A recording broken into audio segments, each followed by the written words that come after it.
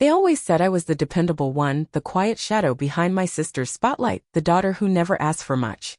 But behind my silence was a storm no one bothered to notice. I was betrayed, humiliated, and pushed aside by the people I loved most. This isn't just a story of pain. It's a story of power reclaimed. Let me take you back to where it all began. I stood in front of the tall cedar gates of the lakefront estate my family still referred to as the Pines. It had once been a place of childhood laughter and sun-drenched afternoons, but now it felt like a monument to memories that no longer included me. I leaned against my dusty rental car, catching my reflection in the side mirror. My chestnut hair danced in the breeze, my 36-year-old face looked older than I remembered, but in my eyes, there was still a flicker of defiance. I had driven 5 hours from Milwaukee to be here, foolishly hoping this time might be different. That maybe, just maybe, they'd greet me with warmth instead of judgment. "Oh wow, Delia, you actually came," came the sugary sweet voice of my younger sister Brielle, floating from the patio. She laughed as she sipped her cocktail, her golden curls catching the late summer sun. She looked like she belonged on a magazine cover, surrounded by relatives and neighbors who all turned to look at me like I was a surprise guest no one really invited. "Didn't think you'd show up," Brielle added with a smirk, her eyes scanning my outfit, faded jeans and a plain sweater, the best I could manage after another tight month paying rent. I clenched my car keys, the metal biting into my palm. I hadn't been back here since they mocked me for losing my job 2 years ago. Now, as Brielle flaunted her silk designer dress and success story, I stepped into the house, greeted by the sound of laughter echoing from the great room. My mother stood by the fireplace, wine glass in hand, her gaze glued to Brielle. My father had his arm around her, pride radiating from his face. "Everyone, look at our brilliant girl," my mother announced, her voice bright with excitement. "Brielle's officially the creative director. Can you believe it?" She didn't even glance in my direction. Brielle giggled, clearly relishing the attention. "They threw a party for me at the firm. Obviously, everyone was there, well, except you." I swallowed hard and steadied my voice. "Mom, Dad, I drove 5 hours to be here. Can I talk to you privately?" My father looked at me, his expression unreadable. "Can it wait? Brielle's telling us about her promotion. Don't ruin the moment, Delia." My throat tightened. The others raised their glasses, cheering for Brielle. I stood still, invisible again, like a shadow in my own family. "Oh, Delia," Brielle strolled over to me, still holding her glass. "Almost forgot. Mom and Dad said I could move into your apartment. Since you know you don't really need that much space." I stared at her. "What are you talking about?" "They figured you could find something smaller. I need the space for work. And they did pay the deposit after all." I blinked, stunned. "They paid the deposit? That was my money. From my savings. You know that." My mother stepped forward, her tone sharp. "Delia, Brielle has a demanding job now. She needs the apartment more than you do. You'll manage. You always do." I stood there numb. The money they used? It came from the account I built over 6 years. They said they'd repay it. Brielle tilted her head, giving me a patronizing smile. "You're the strong one, right? You'll figure it out." And in that moment, I knew I didn't belong here anymore. "You'll be fine." The words clung to me like frost.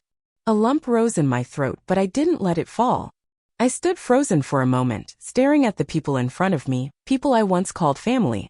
Now they were just elegant strangers in crisp outfits, toasting Brielle's latest victory with wine and applause like I didn't exist. The girl they always called, the practical one, the backup plan. The disappointment. I turned on my heel and left the lake house, the screen door clapping shut behind me. The late afternoon wind swept across the water, sending a chill up my spine and the sharp scent of pine and cold air into my lungs. As I walked to my car, I looked up at the silver clouds above and let a slow breath escape. One thought echoed in my mind: why do I always have to give while they only take? But this time it would be different. I hadn't come to beg.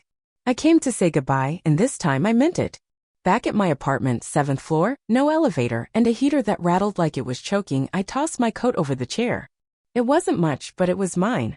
Once I had an office with floor-to-ceiling windows and a title that made my parents proud for about a week. Now I was scraping by doing part-time financial consulting gigs and burning instant coffee for comfort. I started the old machine and watched it sputter like it was on its last breath. My phone buzzed on the counter. A text from my mother lit up the screen. "Delia, your father and I talked with Brielle. She'll be moving into your apartment this week. Please make arrangements to leave by Friday. It's important for Brielle's career. Hope you understand." I stared at the screen, my fingers trembling. For Brielle's career. Of course. My apartment. My deposit. My name on the lease. But somehow I was the one being asked to leave. I wanted to scream. To call them and ask how they could be so heartless. But I already knew the answer. In their eyes, I was the cautionary tale. The one who played it safe and still fell. Meanwhile, Brielle was their star, even after dropping out, hopping from job to job, and using charm to cover up chaos.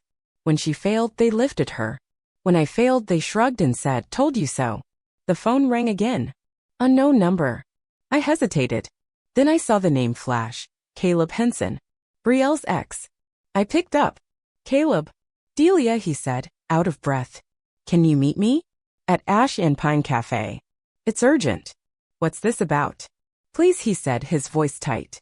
"I promise, it's something you need to know." 15 minutes later, I stepped into the cafe just off the main street. It smelled like cinnamon and burnt espresso.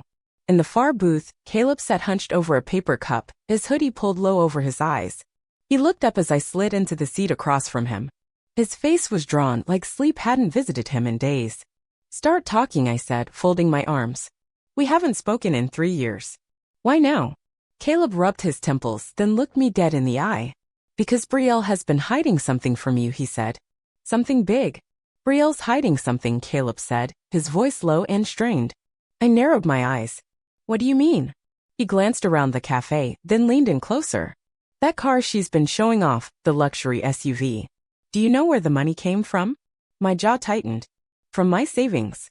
I recognized the model the second I saw it parked in my old spot. Caleb shook his head. "Not just that. She took out a personal loan using your name." I froze. "What did you say?" "She forged your signature, Delia. A $60,000 loan." The words hit me like ice water. I couldn't breathe. $60,000? That was more than enough to buy my way out of this crumbling apartment and into a home of my own, something I had dreamed of for years. "You have to do something," Caleb said, his eyes filled with something that almost looked like guilt. "She's blowing through your money like it belongs to her. And the worst part." He paused. "What?" I snapped, already knowing I wouldn't like the answer. "Your parents know," he said softly. My stomach dropped. "They know." He nodded. "They helped her do it. Your dad co-signed some paperwork. Your mom, she was there when Brielle filed it." I stood up abruptly, my face flushed and burning. "I need to go." "Delia, please be careful," Caleb called after me as I rushed out the door.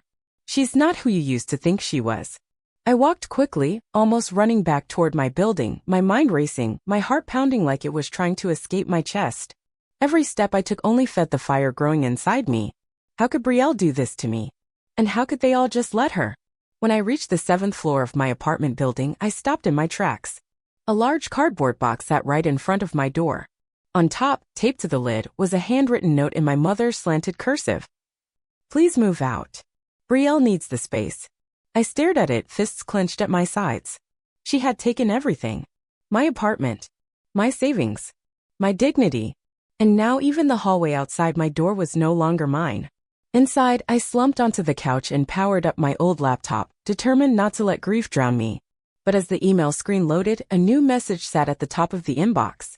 Subject: The Harlow family reunion this Saturday. I clicked on it. "Dear Delia, we're excited to announce our annual family reunion at the lake house. Brielle will be organizing this year's gathering. Due to limited seating and space constraints, we regret that we won't be able to accommodate you this time. Hope you understand. Love, Mom." A dry, bitter laugh escaped my lips. Limited seating, I thought. Of course. I stood and walked over to the window. The streetlights below flickered. People bustled along the sidewalks, hurrying home to families who actually wanted them. And me?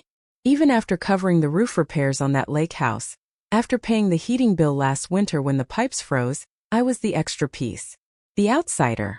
My eyes drifted to the photo in my living room. A snapshot of Brielle and me on that balcony as children, our arms around each other, barefoot, laughing. Now, that balcony was where she popped champagne, where she bragged about a life funded by the sister she discarded. The phone rang again. It was Jonas, my old college friend and my financial advisor. "Delia," he said, his voice brisk. "I think you'll want to hear this. It's about the lake house." "Jonas, what's going on?" I asked, my voice still dulled from everything I'd uncovered. Are you sitting down? He asked, his tone unusually serious. A heavy feeling settled in my chest. Just tell me. It's the lake house, Jonas said. It's up for sale. My breath caught in my throat. What? They're selling it. Your parents and Brielle, they're drowning in debt. The bank's breathing down their necks for over $100 grand. Brielle tried to take out another loan to cover it, but she was denied. I sank into my chair, the worn fabric pressing into my back as my fingers trembled against the armrest. They're selling the only place that ever felt like home, I whispered. The one I kept afloat while they pretended I didn't exist. I remembered the emergency roof repair after the storm 2 winters ago. I paid that bill without hesitation. The time Brielle nearly burned the kitchen down while trying to flambe cocktails during one of her networking parties, I covered the insurance hike too. They didn't even tell me, I said, the words almost too bitter to speak. Of course they didn't. Jonas hesitated. Delia, do you want me to stop the sale? No, I said, my voice cold now. I want to buy it. Jonas went quiet. Are you sure? He asked after a pause. That's a big financial move. I'm sure, I said firmly. I'm not letting them sell it to strangers. That house is full of my memories, ones they've spent years erasing. I want it, but not under my name. Jonas nodded slowly. You want to use the company you just set up? Yes, I confirmed. Lake and Birch Properties. No personal trace back to me. I want them to keep living in their illusion until I decide the truth should surface. Got it. I'll start the paperwork. Do you want status updates? No, I replied, my eyes fixed on the glowing laptop screen. My mother's flowery email was still open. The line about limited seating at the reunion mocked me like a bad joke. Just let me know the day they're out, I said and hung up. I sat in silence, the image of Brielle's smug smile burned into my memory. She'd pushed me out of the apartment I paid for. Now, I was holding the deed to the place she bragged about owning in front of our entire family. Let them keep throwing their little reunions, I thought. In a house they believed still belonged to them. Let them toast under a roof I owned. 3 months later, I stood behind the glass wall of my office on the 36th floor of Horizon West Financial in downtown Chicago. The skyline stretched across the horizon like a living monument to how far I'd come. 3 months ago, I was scraping by on freelance contracts. Now, I was the new international vice president of strategy, having just closed a $150 million merger with Kensington Financial Group. This deal didn't just boost our revenue. It rewrote my standing in the entire industry. The same industry my parents never thought I'd amount to anything in. A knock at the door pulled me out of the moment. Jonas stepped in, a folded newspaper tucked under his arm and a grin tugging at the corner of his mouth. Take a look at this, he said, placing it gently on my desk.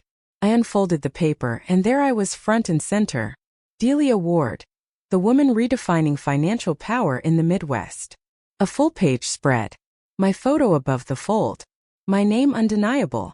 And I knew without question that someone back home had already seen it. The headline felt like a jolt of electricity.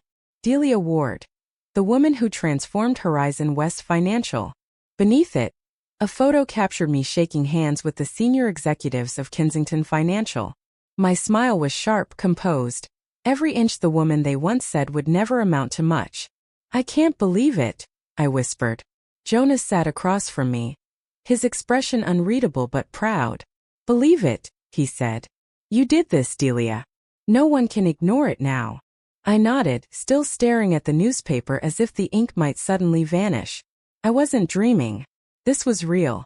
In the silence, images of my family began to flash through my mind, especially my mother and Brielle. They had always seen me as the backup plan. Reliable but unremarkable. Safe but forgettable. What would they say now, seeing my name on the front page of the most respected financial publication in the Midwest? I just got off a call with Channel 7, Jonas added, breaking my thoughts. They want you to appear for a segment on the Kensington merger. And your new appointment. I blinked. New appointment? He gave a small grin. Didn't you check your email this morning?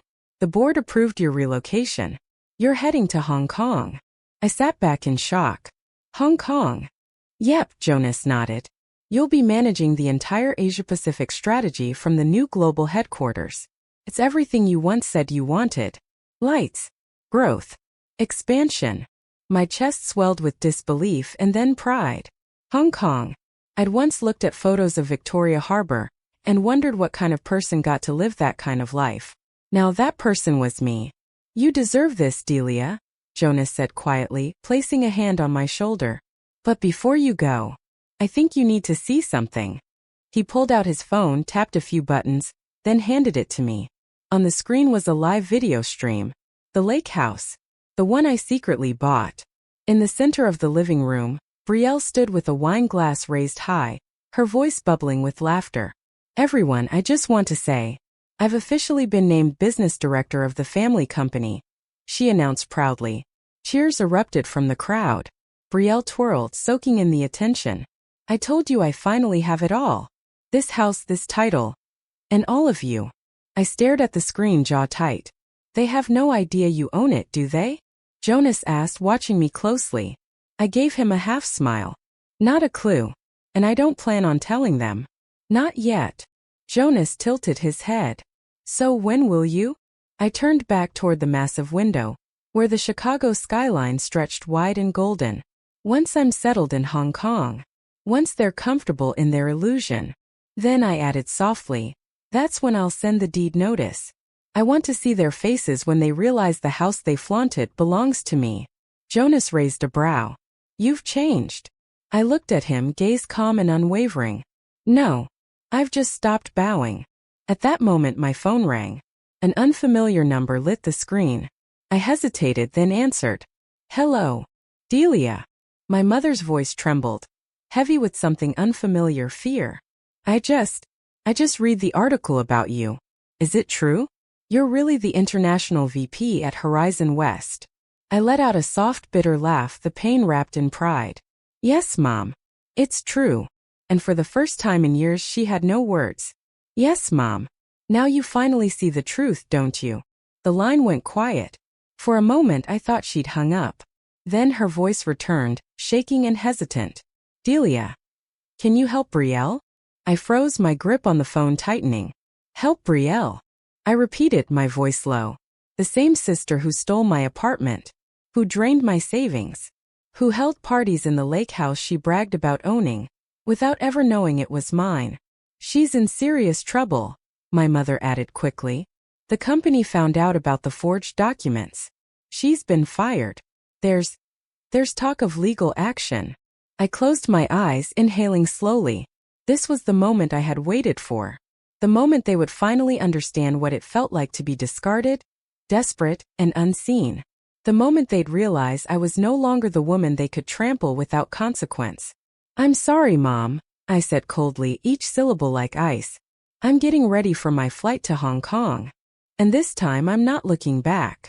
I ended the call. It felt like slicing through the last remaining rope tethering me to the past. For once, the silence afterward felt like peace, not emptiness. Jonas walked into the room and placed a hand gently on my shoulder. Hong Kong will be your fresh start, he said quietly. This chapter belongs to you. I nodded. And I'm not letting anyone rewrite it for me. Weeks later, on a clear October afternoon, I stood in the living room of the lake house, now completely mine. The sunlight spilled across the polished wooden floors through the tall windows, lighting the space where I had once built forts with Brielle as kids. I wore a cream shift dress, classic heels, and my hair swept into a clean high bun. Around my neck hung a simple pearl necklace, a gift to myself after the Hong Kong deal made headlines. The echo of car doors outside stirred my pulse. I walked calmly to the door, composed and ready. Brielle was the first to enter, dragging a massive suitcase like she still ruled the house. Her lips curled into a bright smile. Delia, she chirped. You're here for the reunion too? I tilted my head with a smile. Of course. I had to be here to greet the guests of honor. Her expression flickered with confusion, but before she could respond, our parents stepped inside. My mother in her usual faux fur coat, scanning the room as if it still belonged to her. My father behind her, looking older, more weathered. Delia? My mother asked, brows furrowing. Why are you here? I stepped forward, keeping my tone calm. Why? To welcome everyone, of course. Brielle frowned. What are you talking about? This is my house. I let out a soft chuckle. Is it? From my coat pocket, I pulled out a manila folder and held it up. This is the updated ownership certificate. The deed was transferred 3 months ago. The new owner is me. They all froze. Brielle's mouth opened, her eyes wide with disbelief. You bought this house? I met her gaze evenly. With the money you stole from me. The money I saved for 6 years while you drank, lied, and played pretend. My mother's hand covered her mouth. My father looked away. And for the first time they all understood. The girl they underestimated was gone. And the woman standing before them? She owned it all, quietly, completely, and without apology. I wasn't going to just sit back and let it happen, I said, voice steady. And this is the result.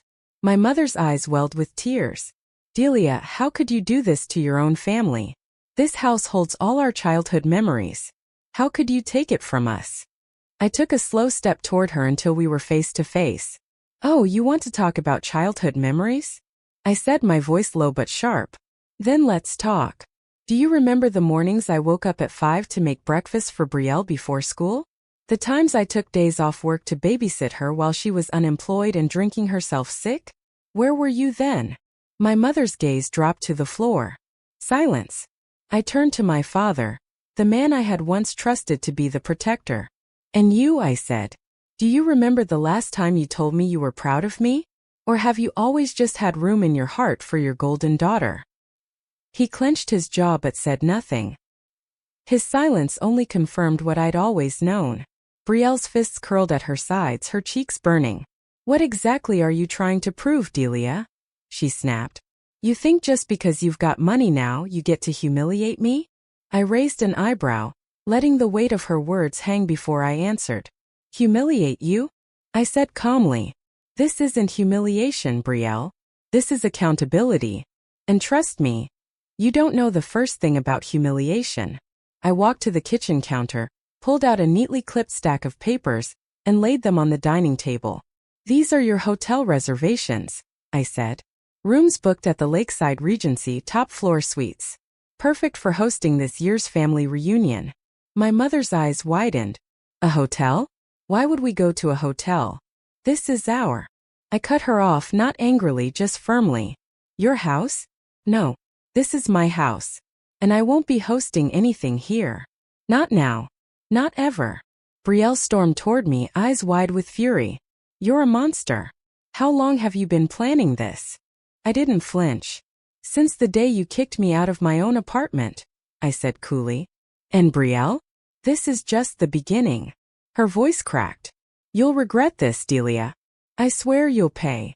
I've already paid, I said without blinking. More than enough.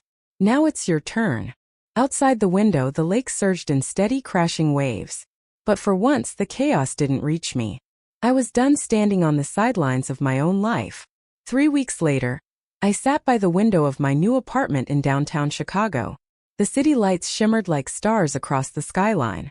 The lake house was now being rented out for executive retreats. A quiet, steady stream of income. I didn't need to keep it anymore.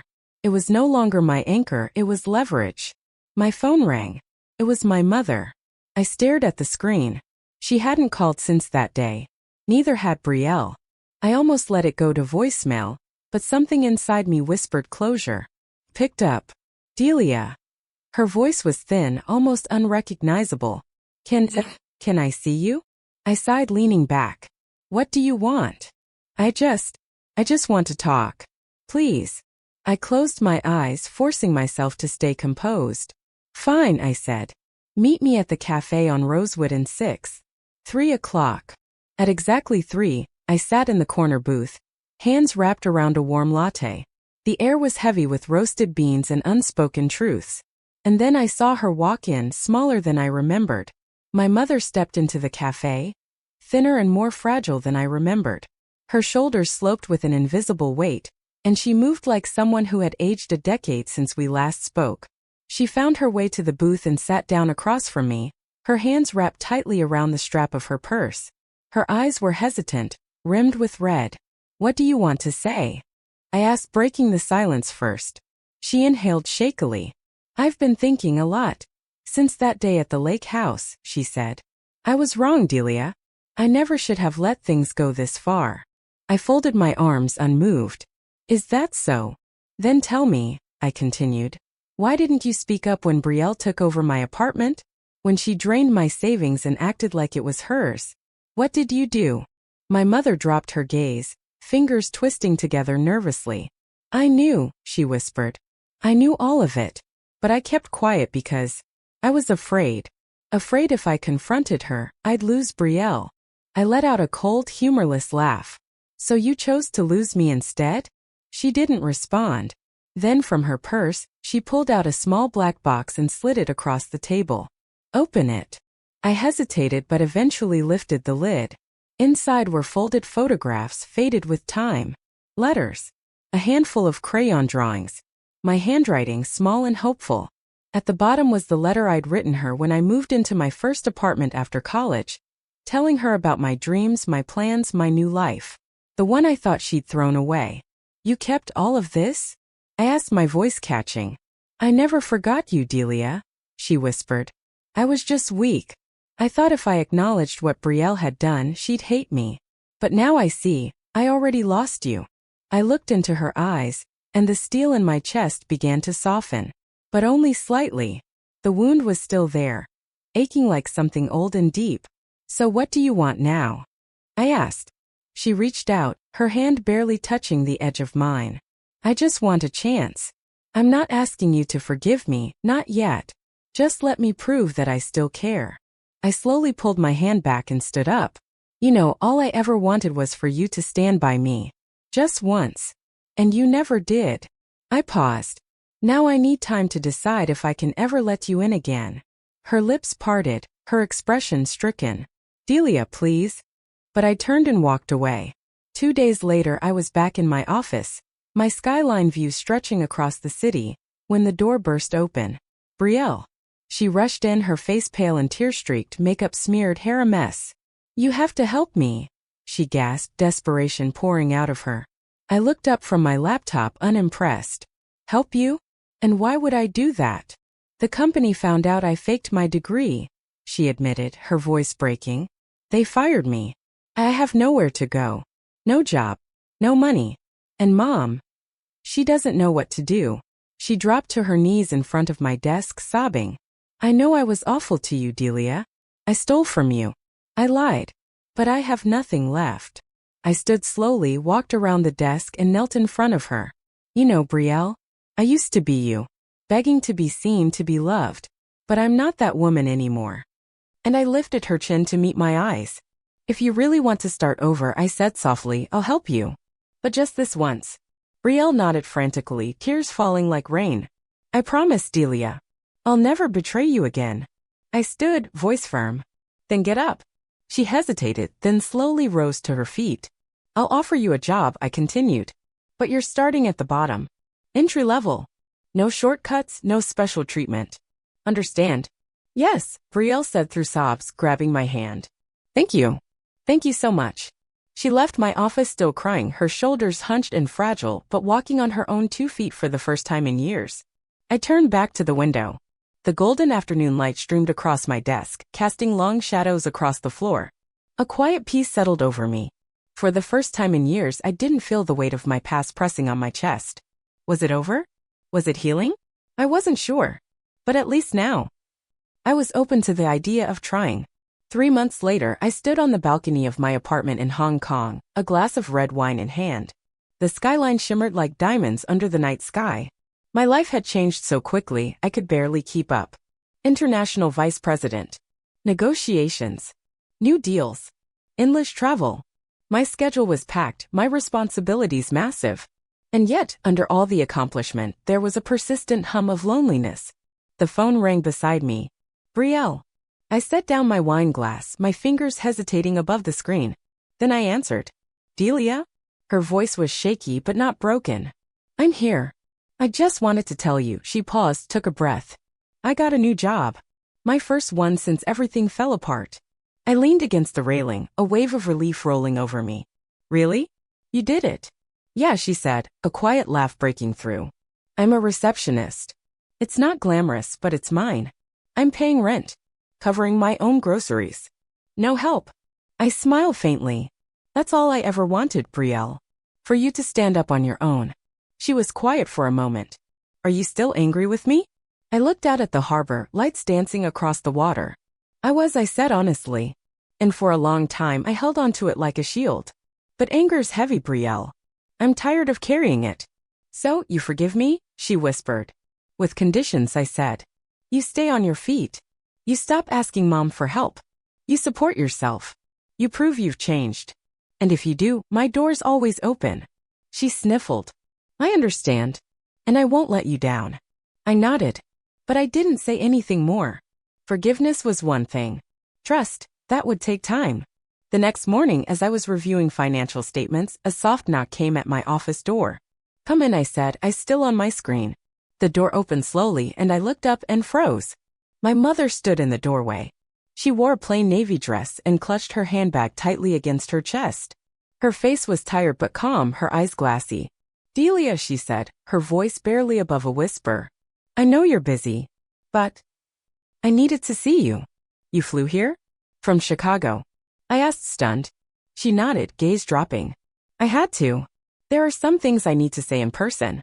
I slowly stood and gestured to the chair across from my desk. Sit.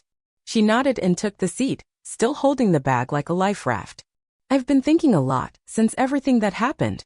Delia, my mother began, her voice unsteady. I've made so many mistakes. She looked down, hands trembling in her lap. I let Brielle walk all over you. I didn't protect you when you needed me most. I let my fear of losing her turn me into someone I don't even recognize. And now? I realize I've lost both my daughters. My eyes stung. Every word pierced me, raw and unfiltered. I went to see Brielle, she continued. She's trying. She's working. It's not glamorous, but it's honest. And I think it's because of you. She paused, looking up at me. You showed her what it means to stand alone. That no one can live forever off someone else. I swallowed hard. Do you even know how much I suffered? I said, barely above a whisper. Watching her live in the apartment I paid for. Watching you and Dad defend her while I became invisible in my own life. My mother lowered her head, her voice barely audible. I know. I see it now. I don't want to lose you again. I exhaled slowly, every breath pressing down a weight of years. You lost me a long time ago, I said. But if you truly want to change, I'll give you a chance. She looked up, eyes widening with fragile hope. You forgive me? I won't forget, I said honestly. But I'll open the door. The rest is up to you, whether you're strong enough to rebuild what you broke. Tears streamed down her cheeks. She nodded silently. I'll try. I promise. I stood and walked around the desk, pulling her into a hug. She clung to me like she was afraid I'd disappear. And for a moment I let myself feel the warmth I'd longed for since I was a child. The kind that had always been withheld. That evening I stood on the balcony, the lights of Hong Kong blinking like stars above the harbor. The city buzzed below me, millions of lives weaving their own stories. A message pinged on my phone. I just sent you a photo of my new apartment. I'm paying rent myself. I hope one day I can invite you over. It was from Brielle. I opened the photo. A modest, tidy apartment. She stood by the window, smiling not with smugness, but with genuine pride. I typed back. I'll be waiting for that day. Then I set my phone down, closed my eyes, and breathed deeply. From here, I was writing a new chapter. I wasn't the forgotten daughter anymore. I wasn't the broken one. But I was someone who could still leave the door open for Brielle, for my mother, and for anyone willing to change. Because forgiveness, I'd come to understand, wasn't about forgetting the damage. It was about choosing not to carry it like a shield forever. And this time, I was ready to open my heart to something better. My apartment was finally finished. Floor-to-ceiling windows framed the glittering expanse of Victoria Harbor. Inside, everything was serene, gray furnishings, clean lines, and the quiet hum of possibility. I sat in my favorite chair, a warm cup of jasmine tea in hand, watching boats drift across the water. It was perfect. At least on the outside. But inside, a quiet emptiness lingered, something unspoken, unfinished. Then my phone buzzed again. I just got hired as a marketing assistant. Did the whole application myself, no help. It was Brielle. And for the first time in a long time I smiled. I've changed, Delia. Really? I smiled at the message and typed back, I'm proud of you. Setting the phone down, I leaned back in my chair, letting the quiet hum of the city beyond my windows wrap around me. My thoughts drifted not to the numbers I had been reviewing, but to everything that had brought me here. When I took back the lake house, when I stood in that living room and watched my family unravel, I thought that was the victory. I believed reclaiming what was mine would be the moment I finally felt whole again. But as the months passed, I realized something deeper. Justice hadn't filled the void. What I truly craved wasn't revenge, it was recognition. I wanted my mother to see me. Not as the second-best daughter, not as the one who always held things together in the background, but as a woman standing tall, powerful, and independent. I wanted Brielle to recognize her own mistakes, not to please me, but to grow for herself. And somehow she was doing just that. In the end, I'd reclaimed more than a deed or a title. I'd reclaimed myself. Success, I now understood, isn't about putting others in their place. It's about piecing yourself back together from the wreckage they left behind and building something stronger. If this part of Delia's story is speaking to you, don't forget to like the video and subscribe to the channel. There's so much more ahead, and trust me, you'll want to see what happens next. Now let's continue. That afternoon, Jonas stepped into my office carrying a small gift bag. He grinned as he set it gently on my desk. "Happy one-year anniversary in Hong Kong," he said. I chuckled and opened it. Inside was a photo frame. It held a candid shot of me standing atop the Horizon West Financial Headquarters, staring out at the skyline. I looked strong. Whole. I took it without you knowing, he admitted with a wink. I stared at the picture, emotion swelling in my chest. "Thank you, Jonas. You've always been there when I had no one else." "That's not true," he said, taking the seat across from me. His expression softened. "You're not alone, Delia. You have me. You have Brielle, who's doing her best every day. And you have your mother, she's trying too, piece by piece." I turned to the window, watching the light shimmer off Victoria Harbor. "Family," I said slowly, "isn't about blood. It's about the people willing to grow with you. Willing to show up when it counts, even if it's late." Jonas nodded. "And now you've built a new family. One that sees you for exactly who you are." That night, back in my apartment, I opened the old box my mother had left with me before returning to Chicago. Inside were keepsakes, some faded, some still vivid. The acceptance letter from my college. A childhood drawing Brielle made for me with stick figures and hearts. And a silver bracelet my father gave me on my 18th birthday. The metal felt colder than I expected, a rush of forgotten memories flooding back. My phone buzzed again. A video call. Brielle. She was sitting on a second-hand couch in her new place, cardboard boxes stacked behind her. "What are you up to?" I asked, trying not to smile too fast. "I just finished my first week," she beamed. "My manager said I have strong communication skills. I might be considered for a promotion if I stay consistent." "Really?" I said, pride rising in my chest. She nodded. "Thank you, Delia. I never would have gotten here without you." "No," I said gently. "You did it yourself. I just helped you see the strength you already had." Brielle was quiet for a moment. Then softly she said, "I miss you, Delia. I hope someday we can sit down, have tea, and talk like real sisters again." I bit my lip, eyes drifting toward the ceiling to keep the tears at bay. "I hope so too," I whispered. "And I believe that day will come." The next morning I rose early and took a walk along Victoria Harbor. The sea breeze played with my hair, carrying that gentle scent of salt and possibility. The city felt alive, radiant. For once I didn't feel like I was chasing something, I was simply present. I stopped at a small cafe tucked into a quiet alley and ordered a hot latte. As I settled into a corner seat by the window, I pulled out my phone and typed a message. "Mom, I hope you're doing well. Whenever you're ready, come visit me in Hong Kong. I'd love to show you all the places I've discovered. The door's still open. I'm still here." I set the phone down, hands wrapped around the warmth of the cup, and exhaled. The skyline shimmered, stretching toward the sky like a promise. And I knew in that moment that I was no longer weighed down by old pain. Hong Kong hadn't just been a relocation. It had been a rebirth. Delia Ward's journey wasn't about revenge, it was about rising. Through betrayal, silence, and loss, she uncovered a deeper truth. Success isn't about proving others wrong. It's about proving to yourself that you are enough. She chose forgiveness without forgetting, strength without bitterness, and clarity without apology.